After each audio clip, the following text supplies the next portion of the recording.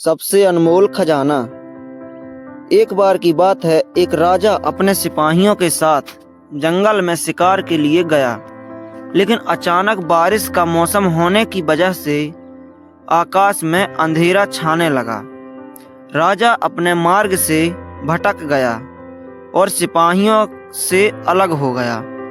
भूख, प्यास और थकावट की वजह से उस राजा की हालत बहुत बुरी हो गई थी। राजा बहुत परेशान हो गया, लेकिन कुछ वक्त बाद राजा को 3 बच्चे दिखाई दिए।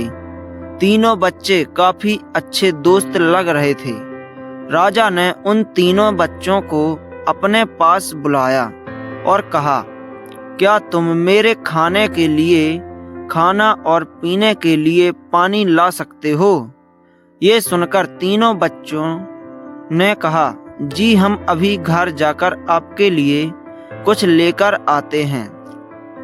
ये कहकर तीनों बच्चे अपने गांव की तरफ भागे और अपने अपने घर से राजा के खाने के लिए काफी कुछ ले आए। राजा बच्चों के जोश और प्यार को देखकर बहुत खुश हुआ और तीनों बच्चों से एक सवाल पूछा, बच्चों, मुझे आज तुम तीनों से मिलकर बहुत खुशी हुई है। तुम अपने जीवन में क्या करना चाहते हो? मुझे बताओ, मैं तुम्हारे लिए कुछ करना चाहता हूँ। बोलो, तुम्हें क्या चाहिए?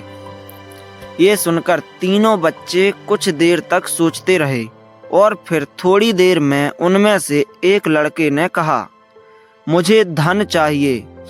मैंने कभी 2 वक्त की रोटी नहीं खाई, कभी अच्छे कपड़े नहीं पहने, इसीलिए मुझे सिर्फ धन ही चाहिए। राजा ने कहा, ठीक है, मैं तुम्हें इतना धन दूंगा कि तुम हमेशा खुश रहोगे। ये सब सुनकर इस बच्चे की खुशी का ठिकाना नहीं रहा। अब दूसरे बच्चे की बारी थी, तो राजा ने दूसरे बच्चे से पूछा, बताओ तुम्हें क्या चाहिए?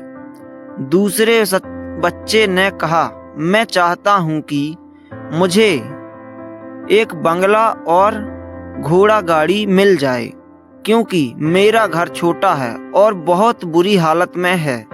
ये सुनकर राजा ने कहा, ठीक है, मैं तुम्हें बाला घोड़ा गाड़ी दे दूंगा। अब तीसरे बच्चे की बारी थी, तो राजा ने तीसरे से पूछा, बताओ तुम्हें क्या चाहिए? तीसरे बच्चे ने कहा, मुझे ना धन चाहिए और ना ही बंगला।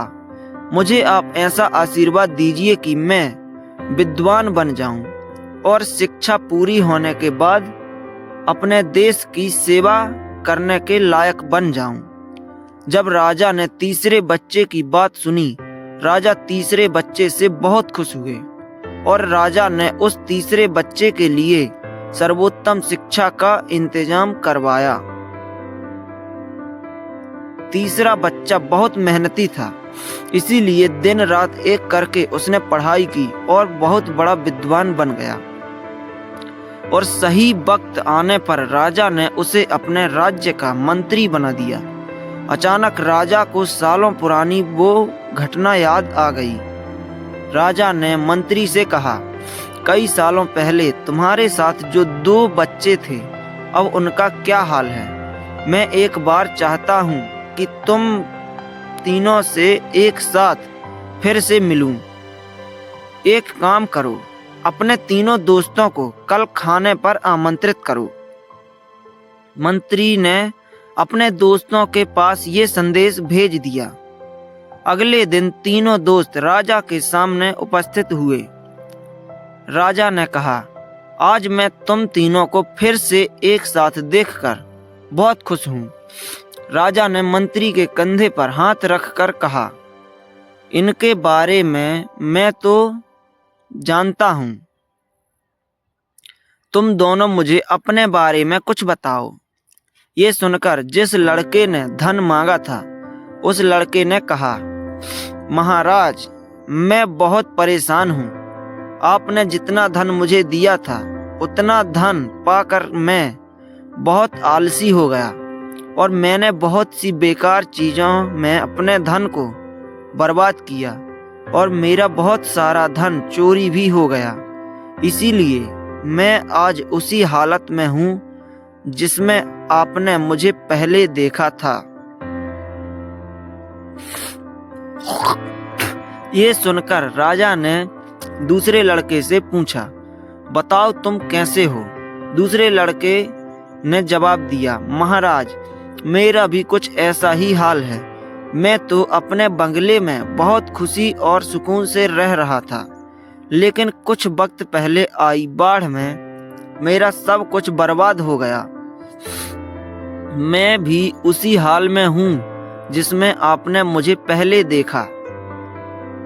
ये सब सुनकर राजा ने कहा, अब इस बात को हमेशा याद रखना कि धन दौलत संपत्ति हमारे पास हमेशा नहीं रहती, लेकिन ज्ञान और शिक्षा ऐसे अनमोल खजाने हैं जो हमेशा हमारे पास रहते हैं और इसे कोई चुरा भी नहीं सकता।